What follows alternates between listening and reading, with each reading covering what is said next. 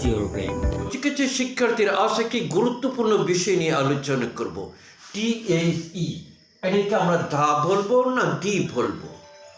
যদি শব্দের প্রথম অক্ষর কনসোনেন্ট থাকে তখন আমরা এটাকে কি বলবো? দা বলবো। The man, the pan, the book.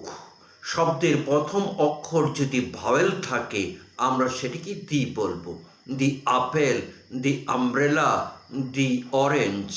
তাহলে তোমরা বুঝতে পারছো শব্দের প্রথম অক্ষর যদি কনসোনেন্ট থাকে তাহলে আমরা সেটাকে কি বলবো? দা বলবো।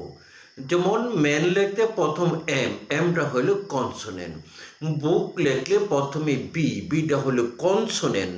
তাহলে শব্দের প্রথম অক্ষর কনসোনেন্ট হলে তার আগে আমরা কি বসবো? দা ব্যবহার করবো, ওটাকে দা বলবো।